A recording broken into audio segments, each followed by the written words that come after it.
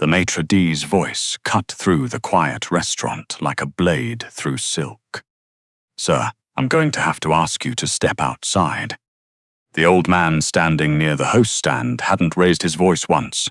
He was 70-something, wearing a pressed button-down and a corduroy blazer that had probably been expensive once. His hands shook slightly as he held a folded reservation slip. "I called ahead 3 weeks ago. The name is Harker. There's no Harker on our list."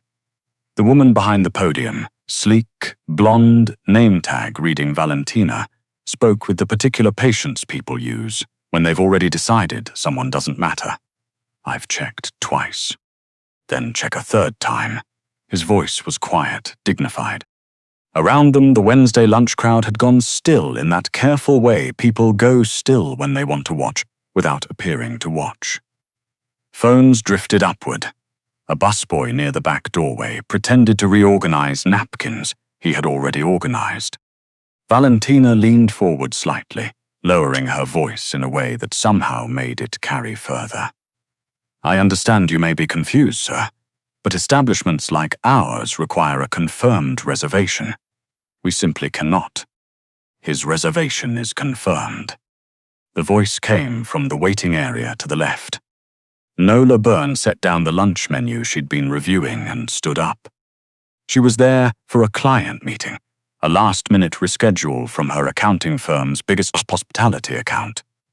She had arrived early, settled into a corner chair with her leather portfolio balanced on her knees, and she had been watching the interaction at the podium for the past 90 seconds. She'd recognized the exact moment Valentina made her decision. It was about the corduroy blazer. It wasn't about the reservation. Nola walked over, keeping her voice even. He called ahead. "If the reservation isn't in your system, that's an internal error, not his fault. You can honor it, or I can call the general manager directly." She held up her phone. "I have his number in my contacts. He's a client of mine." It was not entirely a bluff. The GM had attended one tax consultation. She had his business card. Valentina's smile thinned. "And you are?" "Someone who's been waiting for a table for 20 minutes and has watched your staff ignore this gentleman for the last 7. Nola glanced toward the old man. His hands were shaking harder now, and he was working very hard not to look embarrassed. "His reservation stands. Find it." A long pause. Valentina typed something, typed it again. Then, with the careful neutrality of someone swallowing something unpleasant, "Harker, party of one. Right this way." As the old man passed the podium, he slowed beside Nola. His eyes were pale gray and very clear. "You didn't have to do that." "No," she agreed, "but I wanted to." He smiled, briefly, privately. "Edwin." "Nola." He nodded once and followed the host to his table. What Nola did not know, as she returned to her corner chair to wait for a client who showed up 7 minutes late and apologized twice, was that Edwin Harker was the father of Jude Harker, and that Jude Harker's name was the kind that made restaurant owners answer calls on the first ring and city councilmen reschedule their vacations. She didn't know any of that. She only knew the old man had looked grateful, and that she hoped someone would do the same for her own father someday. That evening, Edwin did not mention the incident to his son directly. He mentioned the restaurant's salmon and the poor quality of the bread service. He mentioned that parking on Newbury Street had gotten worse. Then, over dessert, he mentioned a woman named Nola, who had stood up for him when he hadn't asked her to, and who hadn't waited to see whether it would cost her anything. Jude Harker set down his coffee cup. "Tell me again," he said. Edwin told it again. He had a good memory for people, for the details that mattered, the way she hadn't hesitated, the way she'd been angry on his behalf before she even understood the situation, the slight nod she'd given him afterward as if to say, "That's done, no further comment required." Jude was quiet for a long moment. What firm? Byrne and Associates, small outfit, South End. She mentioned hospitality accounts. Jude did not reach for his phone that night. He simply looked out the window at the city and said nothing more. But the next morning, one of his most trusted men placed a folder on his desk containing everything publicly available about a woman named Nola Byrne, sole proprietor of a 4-person accounting firm, age 28, licensed CPA, no criminal record, no significant debt, a studio apartment on Tremont Street, a 2019 Honda Civic with 1 dent on the rear passenger door. He read the part his man had flagged from the restaurant's security footage summary. Subject positioned herself between manager Valentina Strauss and subject Edwin H. when Strauss moved to physically direct Mr. Harker toward the exit. Subject Byrne did not move. He read it twice. Then, no surveillance, no contact. I want to know what kind of person she is, not what kind of file she makes. His man nodded. In 12 years working for Jude Harker, he had been asked to do many things. He had not often been asked to simply observe. 3 days later, Edwin Harker walked into Byrne and Associates at 10:15 on a Thursday morning. Nola was at her desk with a half-eaten granola bar and a spreadsheet that had been giving her trouble since 8. She looked up, blinked. Edwin. She stood, then stopped herself, unsure if that was an overreaction. Hi. I need an accountant, he said pleasantly. My current one retired. Someone recommended your firm. He was lying. She would realize later. But she didn't realize it then, so she offered him coffee and pulled out a new client intake form. And they spent the next 2 hours going through his financials, which were considerably more complex than she'd expected for a retired gentleman of his apparent simplicity. Your son manages most of this? She asked, pointing to a holding company listed on the asset sheet. He does. Edwin's tone was neutral in the particular way of someone who has practiced it. Jude is very careful with paperwork. She nodded and moved on. It wasn't her business. Edwin came back the following Tuesday and the Thursday after that. Nola's colleague Gwen started calling him your grandfather, with an affection that made Nola roll her eyes and feel something warm at the same time.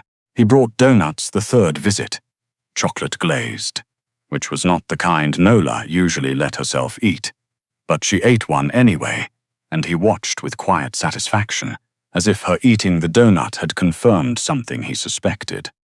Your son, she asked once, does he live nearby? Close enough. Edwin smiled at his coffee. He works too much, never learned to sit still. Sounds familiar. You work too much as well.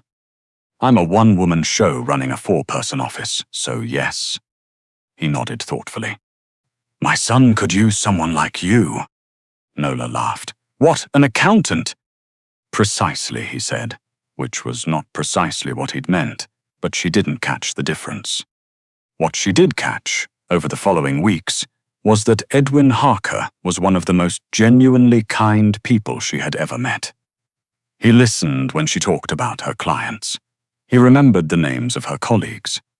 He asked after the dented Civic as if it were a mutual friend. He never once commented on what she ate, how she dressed, or the space she occupied, which shouldn't have been remarkable, but which Nola, who had spent years watching people treat her body as a referendum on her character, found quietly remarkable anyway.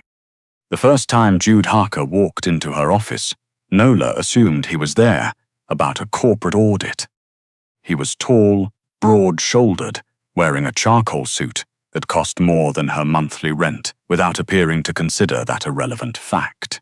Dark hair, pale grey eyes, Edwin's eyes, though she didn't make that connection yet. He moved with the kind of stillness that made the room reorganize itself around him. Mister? She began. Harker, he said. My father has been working with your firm. I'd like to discuss adding corporate accounts. She held his gaze for exactly 1 second too long. Then she said, Of course, come in. He didn't behave like corporate clients usually did. No phone checking. No subtle commentary on the second-hand furniture or the size of the office. He answered her questions directly and without the performing patience that powerful men usually deployed in rooms below their tax bracket. At one point, she disagreed with his proposed structure for a subsidiary account. She said so plainly, explained her reasoning, and showed him the alternative on paper. He looked at the paper, then at her. "You're right. I usually am about the tax code," she said, and immediately wondered why she'd said it, because she didn't usually say things like that. Something shifted in his expression, barely visible, like a light moved behind glass. "Good. I'd rather have an accountant who tells me when I'm wrong." She built him an airtight filing structure over the next week. He came back to review it in person, which corporate clients didn't do. They sent assistants. He asked good questions. He made no comments about Gerald, her stress plant on the windowsill that she told people was a fern when it was objectively not a fern. "What is that?" he asked on the second visit, nodding toward it. "A plant." "What kind?" "A hardy one." He almost smiled. Edwin, meanwhile, had begun dropping Jude's name into conversation, with the frequency of a man who believes in being obvious about his intentions. Jude mentioned, "My son thinks. You two would." He always stopped himself before finishing that sentence, but not always before Nola caught where it was going. "Edwin," she said one afternoon, "I appreciate what you're doing." He looked innocent. "I'm reviewing my quarterly projections." "You're matchmaking." "I'm investing in my estate planning." She laughed, despite herself. "Your son is—" She stopped. "Handsome," Edwin offered. "Complicated," she said. It was the diplomatic version of, "A man like that doesn't look twice at a woman like me, and I've stopped expecting him to, and I'd rather not get my hopes up." Edwin looked at her carefully. "You'd be surprised," he said, in exactly the tone of someone who was not surprised at all. The Aldgate Foundation Gala was the kind of event Nola attended twice a year for the firm's hospitality clients, and each time spent approximately 90 minutes reminding herself she belonged there. She wore a deep burgundy dress she'd bought 3 months ago and almost returned twice.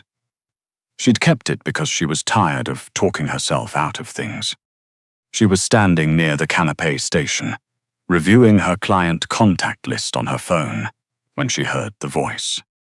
Well, Valentina Stross stepped into her sightline in a floor-length silver gown. Her expression was the particular smile that isn't one, the accountant from the reservation situation. Nola looked up. Valentina glanced around the ballroom, the chandeliers, the guests in black tie. "I have to say, I'm surprised they're letting just anyone through the door this year." The cluster of guests nearby shifted their attention. Nola held very still. She had heard variations of this before. The framing changed, but the content never did. "You're in the wrong room. You don't fit the picture. Someone made an error letting you in." She'd spent a significant portion of her 20s learning not to flinch at it. "I was invited," she said. "I'm sure you were." Valentina's gaze moved down and back up in a way that communicated exactly what she thought of that answer. "Though I do wonder sometimes if event coordinators fully consider whether guests can represent the occasion appropriately." Several nearby guests looked away. One woman near the bar stared at her champagne glass. Nola opened her mouth. Before she could speak, a hand closed quietly around Valentina's wrist. Not hard, not threatening, simply present and unmovable, the way a locked door is a locked door without needing to announce itself. Valentina turned. Jude Harker stood behind her, black tie, completely composed. He held her wrist the way a man holds something he's already decided the fate of, and he looked at her with the expression of someone reviewing a very minor problem. "You're going to let go," he said quiet. "Not a question." She obeyed instantly. He released her wrist and turned away from her entirely, which was somehow more final than anything louder would have been. He faced Nola. For a moment he said nothing. He looked at her. Actually, looked not past her, not through her, but at her face, and then at the burgundy dress, and back to her face. She didn't know what he saw. She was afraid he saw exactly what she felt. Overdressed and underprepared, standing in a room full of people who'd been born understanding how these evenings worked. "You look beautiful," he said. The words were direct, uninflected. Not a performance, not compensatory. He said it the way he'd said "you're right" in her office, as a fact he'd already considered and found accurate. Nola blinked. He offered his arm. "Walk with me." She took it. Behind them, Valentina stood in the small radius of silence that had quietly formed around her. No one moved to fill it. They walked to the far side of the ballroom, where the crowd thinned near tall windows overlooking the city. When they stopped, Nola exhaled slowly. "You didn't have to do that," she said. "I did." No hesitation. "You did the same for someone important to me." She turned to look at him. The pale grey eyes. Edwin's eyes. The way he'd said Harker in her office, the same way Edwin said it over coffee on Thursday mornings. "Edwin is your father?" "Yes." "He never told me." "He told you he had a son who worked too much." She laughed, startled. "He's been running a whole operation." 6 weeks. He considers it a success. What operation exactly? The almost smile settled into something realer. Getting us in the same room. The city lights moved through the window glass behind him. Somewhere behind them, the gala continued its own careful performances. Nola studied him for a long moment. "There's something you're not telling me." "Yes." "Is it bad?" He considered this, which she noted was different from deflecting it.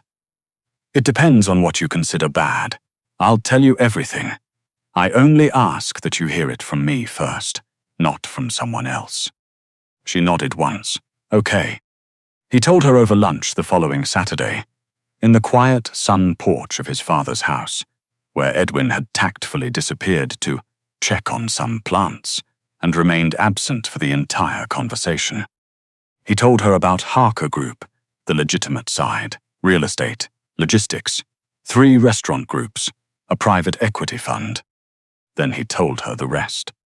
He was clear about it, without self-congratulation or apology. The Harker organization had controlled Boston's underground economy for 2 decades.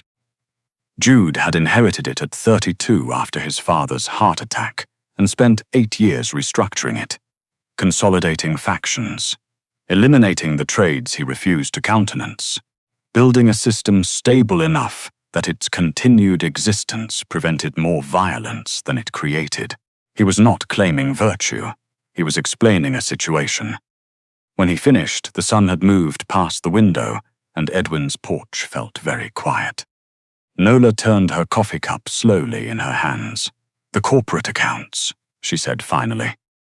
"Legitimate, everyone, immediately. I wouldn't bring you into anything else. You could have told me this before the gala." "I wanted you to know me first." He looked at her steadily. "Once people learn the other part, they only see it." She looked at her coffee. The man who had answered her questions about tax law without condescension. The man who had listened to her disagree and said, "You're right." The man who had 2 nights ago looked at her in a room full of people and told her she was beautiful with no angle attached to it whatsoever. "I already know you," she said. "That's what makes this complicated." He waited. "I run a 4-person firm," she said. "My biggest client is a boutique hotel chain. My car has a dent I keep forgetting to fix." She looked up at him. "You run a city." "I manage competing interests," he said. "That's the same thing." "It is." He didn't argue it. "And I'm not asking you to manage it with me. I'm asking whether you're willing to know who I am, all of it, and decide from there." She studied him. The pale grey eyes that didn't hide things so much as hold them completely still. "Edwin knew I'd react like this," she said. That's why he spent 6 weeks making sure I knew you before you told me. He suggested the strategy, yes. Unbelievable. She shook her head, and despite everything, or maybe because of everything, she laughed. The real kind, the kind that came up before she could decide whether it was appropriate. He watched her laugh, the way he'd watched her correct him on the subsidiary account, as if she'd confirmed something he'd been testing for. "You're not afraid of me," he said. "I'm cautious," she said. "That's different. Most people don't bother with the difference." "I know," she set down the cup. "I've been told most of my life that I'm too much space, too much opinion, too much for the rooms I walk into." She looked at him plainly. I stopped shrinking to fit. I'm not going to start now for a Mafia Boss or a CEO, or whatever the correct title is. Jude was quiet for a moment. "I know," he said. "That's why I'm sitting here." The months that followed rearranged themselves into something Nola hadn't planned for. Edwin's referrals, offered without pressure, she would insist to anyone who asked, brought clients who didn't usually walk through the South End on purpose. 2 became long-term accounts. She hired a 5th staff member. She paid off the Civic's remaining note and did not fix the dent, which she had decided she was fond of. Jude came to the office on Thursday afternoons, which was when Edwin came on Thursday mornings. And if anyone at Byrne and Associates noticed the pattern, they only commented on it to each other, and only when Nola was out of the room. He was not demonstrative in the way movies suggested powerful men should be. He showed up. He listened. He remembered. He told her, without theatre, that she was the only person he'd met in years who talked to him like a man, and not a headline, and that he intended to make sure she never had cause to regret trusting him with either version of himself. She believed him, which surprised her more than anything else had. She had not, for a very long time, believed people who said things like that. Valentina Stross, for her part, was quietly let go from the restaurant group's management position after a conduct review that had nothing to do with Jude and everything to do with 3 separate staff complaints. She learned about the Harker connection approximately 4 months later. By then, it no longer mattered. At the Harker family Easter dinner, which Nola attended as Edwin's guest, and which was considerably noisier than the family name implied, because Edwin had lifelong friends who argued about baseball and ate too much bread. An old family friend caught Edwin near the dessert table. "Edwin," the man said, nodding toward Nola across the room, "when did you know she was right for Jude?" Edwin considered this with the deliberateness of a man who has the answer ready and understands it's worth the pause. "The moment she stood up for a stranger who couldn't do a single thing for her in return," he said. "She didn't know my name. She didn't know my son's name. She only saw someone who needed someone on their side." He watched Nola across the room, laughing at something Gwen was saying, both of them talking with their hands the way Nola only did when she forgot to be careful about it. "You cannot build that kind of heart," Edwin said quietly. "You can only be grateful when you find it." Across the room, Jude stood beside Nola with the particular stillness of a man who is exactly where he has decided to be. She caught him looking. "What?" "Nothing," he said. Then, "You're the only person at this table who's won an argument with me in the past 6 months. I won 3, she said. The subsidiary structure, the depreciation timeline, and the Gerald situation." He raised an eyebrow. "The plant. You wanted to move it to the conference room. I said it was fine where it was." "It is a plant, Nola." "It's a hardy plant," she said. "And it was there before you started coming in on Thursday afternoons, which means it has seniority." He looked at her for a long moment with the expression she had come to recognize as the one he wore, when something had landed in a way he hadn't defended against. Then he reached over and took her hand. Not because anyone was watching, not because anything had just happened that required a gesture. Simply because she was there and he was there, and it was, by that point, the most natural thing in the room. Nola had spent a long time waiting for a love that didn't ask her to take up less space, less voice, less presence, less of herself folded into whatever shape other people found easier to manage. This one asked for none of that. She held on. And somewhere across the city, the lights of a small office in the South End stayed on a little later than usual. 4 desks humming, a hardy plant thriving by the window.